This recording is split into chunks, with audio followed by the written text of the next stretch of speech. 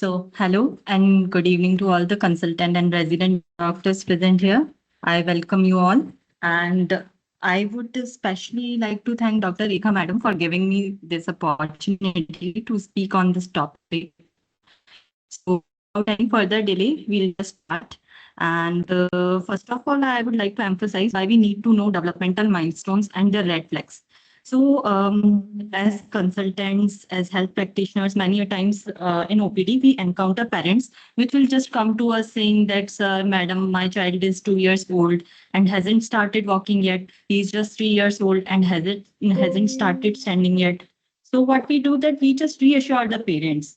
But maybe 4 to 5 years down the lane, the child is diagnosed with ASD or any neurodevelopmental disorder.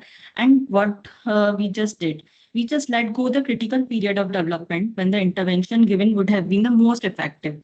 So that is the importance of this topic, that we should know what are the red flag signs so that we can just refer the child early. And because of the early intervention, the prognosis, the symptoms are in better control, right? So I have presentation as simple as possible because this is the bare minimum and the important thing which we all should know. And I have divided this presentation in two parts. First of all, we'll focus on what are normal developmental milestones, and then we'll focus on what are the red flags in the developmental milestones. Okay. And appearance of any red flags, or we identify any red flag, so this is automatically an indication to refer the child to a child psychiatrist or developmental pediatrician accordingly. Okay, so we'll just start. Child development is a continuous process of physical, cognitive, language, and socio-emotional growth. Milestones are skills achieved by most children at a certain age. Knowledge about normal milestones and red flags can help health professionals to identify early developmental delays and make early referrals. Okay. Before knowing what is abnormal, we all should know what is normal. Okay. What are normal domains of child development? These are gross motor development, fine motor and adaptive development, language and communication development, cognitive development, and social and emotional development. In between 0 to 3 months, what are the normal milestones which most of the babies should achieve? Okay. So in normal gross motor milestone, the baby should have good head control. The baby should be able to lift head to 45 to 90 degree. He should be able to open hands and reach for objects. The baby should be able to poo, vocalize socially. Okay. And most important milestone in this age group or age range, which I would emphasize, is social smile. Okay, absence of social smile by 3 months is a very important red flag for further social and communication difficulties. Okay, in the age range of 3 to 6 months, the child should be able to roll both ways. He should be able to sit with support. The child should be able to transfer objects hand to hand. He should be able to speak by syllables, or babbling should start. He should be able to recognize his caregivers and laugh. Okay. In the age range of 6 to 9 months, the patient should be able to sit with, the baby should be able to sit without support and crawl. Immature pincer grip should be achieved by now. The baby should be able to respond to name and understand no, and stranger anxiety should be there. Absence of stranger anxiety up to 9 months should point to any social communication difficulty. Okay. In the age range of 9 to 12 months, the baby should be able to stand, walk with or without support. He should have mature pincer grasp. He should be able to feed self. He should be able to vocalize 1 to 3 meaningful words. He should be able to imitate actions and play peekaboo.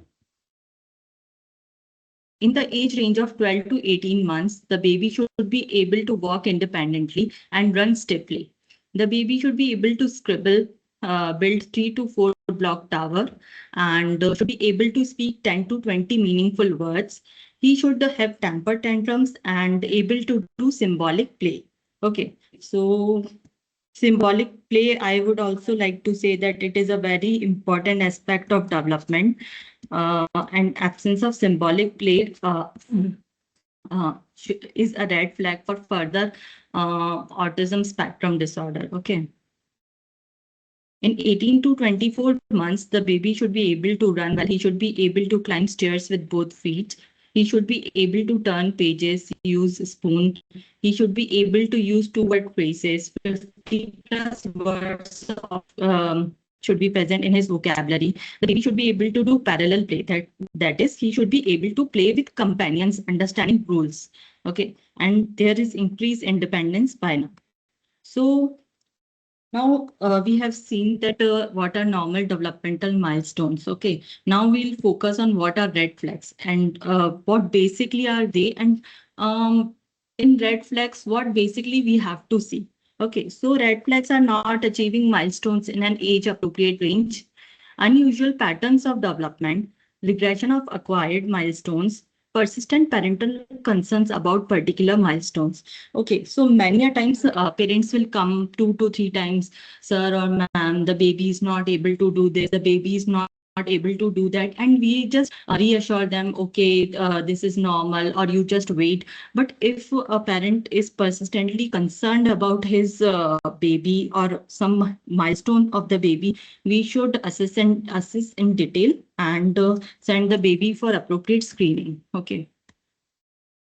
Also, the regression of acquired milestones, I would like to focus. It is a very important thing. Regression of acquired milestone definitely points to some neurodevelopmental disorder or some autism spectrum disorder. So, regression of acquired, when a parent says that baby has acquired this skill and now he's not able to do that, we should like refer him earliest as possible.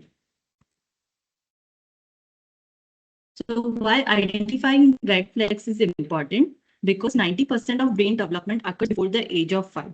Okay, so if we identify red flags early and go for early referral, so early intervention will like give us the most appropriate or most suitable outcome. Okay, any intervention after age of 5 is not that effective because most of the brain development has occurred by the age of 5. Okay, so early intervention also leads to 85% identifying red flag lead to 85% success rates of early intervention. Also, it leads to 40% reduction in long-term support needs. Okay, so this is like early identification of red flags lead to early referrals, early screening and intervention lead to better symptom control and prognosis. So what do we see red flags for? Why do we need to see red flag? So we see red flags for neurodevelopmental delays, any behavioral disorders, any social and communication disorders, and language disorders. Okay. Now we'll see what are the red flag signs we should see in motor development according to IAP and CDC. Okay, so if a baby has not achieved head control by 4 months, he has not started sitting by 9 months, he has not started walking by 18 months, there's persistent toe walking, and there is loss of previously acquired motor skills. So these are the gross red flags which we should see in motor development. And if these are present, we should appropriately refer him to a developmental neurologist. Okay. In language development, if the patient has not, if the baby has not started babbling by 6 months, no single words have are there by 15 months. There are no two-word phrases by 2 years. There's speech regression at any age, and if the baby is not able to follow simple commands by 18 months, then we should refer the baby to developmental pediatrician or ENT specialist or child and adolescent psychiatrist. Each have their own role to play. So referral should be to all the three consultants or specialists.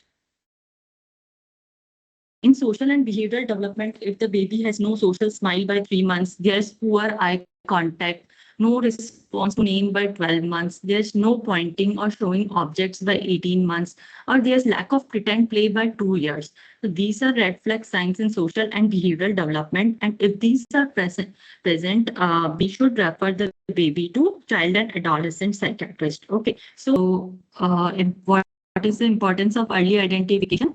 Early intervention improves developmental outcomes. It prevents secondary disabilities. It supports family counseling and planning. And the early identification has been recommended by Indian Academy of Pediatrics, CDC, and WHO. In conclusion, developmental milestones provide a framework for monitoring child development. Your slides are not moving. Yeah, now. Yes, you can proceed. So not all delays indicate disorders, but red flags require evaluation. What does this sentence mean? Like every child has its own trajectory of development, but if milestone has been achieved within that range, then it doesn't indicate disorders. But if range has been exceeded, for example, for social smile, the range is 0 to 3 months, but the social smile is still not present till 4 months, 5 months, 6 months, then it is a red flag and it requires evaluation. Okay, so delays doesn't indicate disorders, but red flags definitely require evaluation. Awareness among healthcare providers and caregivers is essential for timely referral and intervention, which in turn will improve outcome for the child. So these are the references, and thank you. Thank you, Dr. Ingram. Yeah.